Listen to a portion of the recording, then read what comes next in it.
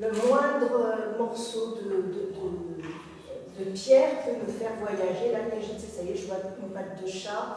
Voilà, j'aime voir tout ce qui peut être caché dans... Marie-Céline, bonjour. Bonjour. Alors, par quoi allons-nous commencer là vous exposez ici. Oui, j'expose à l'abbaye de Saint-Victor tout l'été.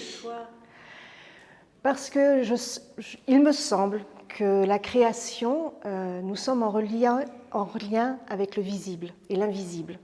Et la foi, c'est être en lien avec le visible et l'invisible aussi. Donc amener l'art, la culture dans une abbaye aussi forte, pour moi au niveau des émotions avec la Vierge Noire, eh bien, je suis la plus heureuse des artistes d'exposer ici.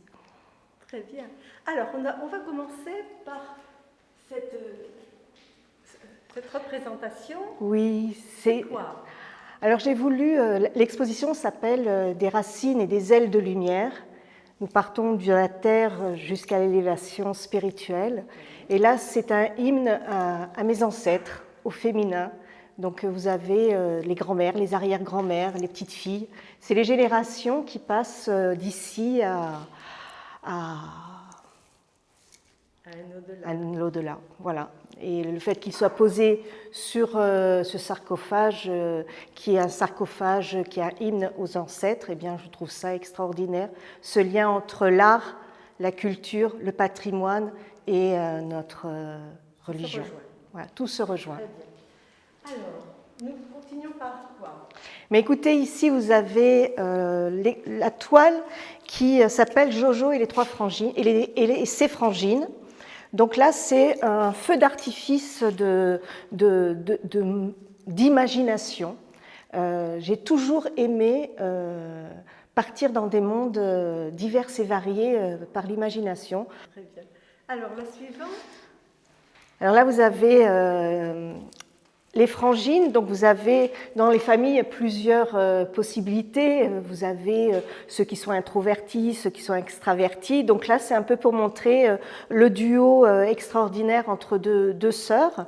Une qui est dans la musique, une qui est dans la danse et dans Alors celle de dans la la danse, peinture. moi je la vois pas bien. Alors c'est celle-ci, regardez, elle a un tutu.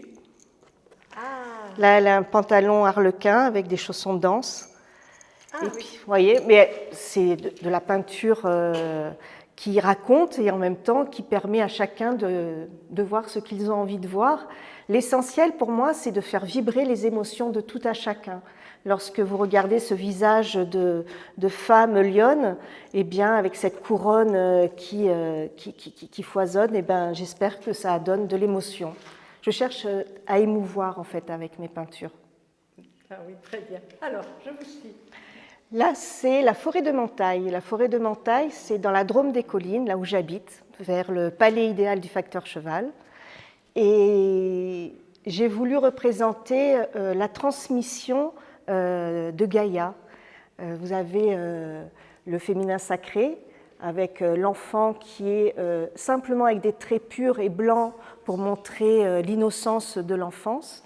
Et vous avez l'attention affective du père. Donc, tout ça montre qu'il faut se relier, aussi bien à la nature, aussi bien à l'invisible et aussi bien aux êtres qui nous entourent. Donc ça, c'est une toile qui représente Maat. Maat, déesse égyptienne, qui représente la justice et qui est un peu ma manière d'essayer de conduire ma vie, de garder toujours une droiture et d'avoir un ordre dans tout ce que je fais, dans la justice, la justesse. J'espère que le jour où je passerai de l'autre côté, mon cœur sera aussi léger que la plume de Maat. Voilà, donc c'est un hymne à l'amour. Et quand même, il y a quelqu'un qui lui donne le bras. Oui. Qu'est-ce que c'est? C'est Anubis. Oui. Voilà, c'est dans la culture égyptienne, Anubis et Maat qui sont reliés tous les deux et qui sont là pour faire le passage de l'au-delà des âmes. Alors là, nous nous trouvons devant une grille. Oui, tout à fait. Qu'est-ce qui se passe? Alors, il se passe, c'est la mise en scène, en fait, qui est intéressante. la chance d'exposer dans l'abbaye de Saint-Victor avec mon ami Boone, artiste peintre également, eh bien, c'est que nous avons fait une chorégraphie de nos toiles. Tout a du sens et on a essayé vraiment de porter... Le lieu où il est a du sens. Voilà. Et ce sens, il est lié à ce qu'il y a... Le fait qu'il y ait cette grille. Voilà. Pourquoi cette toile est derrière une grille? C'est en fait cette toile, contrairement à le fait qu'elle soit enfermée, la lumière divine de la toile montre que quoi qu'il nous arrive dans la vie, les difficultés, les impossibilités, si on a la foi, eh bien on peut nous dépasser. Et ça, je l'ai vraiment compris grâce à l'art, grâce à ma culture, hein, bien évidemment. Mais j'ai aimé mettre cette toile-là parce que je veux montrer, vous voyez, les coulures noires qui montrent les chagrins que nous pouvons avoir de temps en temps. Ah oui, oui, très bien. Oui. Mais toujours est-il, il y a cette lumière qui jaillit, et le fait de la mettre derrière et qu'il y ait cette grille devant, eh bien, ça donne encore plus de force à la toile qui montre que tout à chacun, on doit croire. Alors, je crois que vous êtes également enseignante. Oui. Et ce genre de choses, vous le passez à vos élèves, j'imagine. Alors, j'ai été éducatrice spécialisée auprès des personnes autistes, schizophrènes et trisomiques adultes. Et j'avais un immense atelier d'art auprès de ces personnes. Et ils m'ont appris justement cette liberté de créer. Ne pas créer pour être aimé, mais créer parce que nous avons la création en nous. Voilà. Et c'est vrai que j'ai arrêté en tant qu'éducatrice en 2016, et parce qu'ils m'avaient donné tellement pendant ces années, par cette liberté de créativité qu'ils avaient, et bien je me suis dit, allez, c'est à toi Marie-Céline, il faut y aller maintenant. Voilà. Merci. Alors d'accord, donc on descend. Alors, celle-ci, elle s'appelle Fort. Qu'est-ce que ça veut dire? F-O-R-T, le feu, l'eau, l'air et la terre. N'oublions pas que nous sommes de simples mortels et nous avons besoin de ces éléments-là pour exister. Le labyrinthe de la vie, nous sommes sur la terre. Et cette femme qui est tout simplement en élévation, elle n'est pas attachée. Vous voyez qu'il n'y a pas de nœud. Elle n'est pas du tout attachée. C'est simplement le fil conducteur du fil d'Ariane. Ce fil qui nous amène justement entre ici et ailleurs, de l'Occident à l'Orient, du très bas au très haut. Mais là, il y a quand même un nœud. Là, il y a un petit nœud, oui, c'est le nœud qui marque l'infini. C'est perpétuel, la vie. C'est, je pense que, enfin, moi, un éternel recommencement. Un éternel recommencement, et puis après, vous avez le corbeau qui se transforme en colombe. Même si on a des mauvais départs, ou si même on a des moments un peu compliqués, gardons l'espoir de s'améliorer. On ne peut que s'améliorer. Voilà.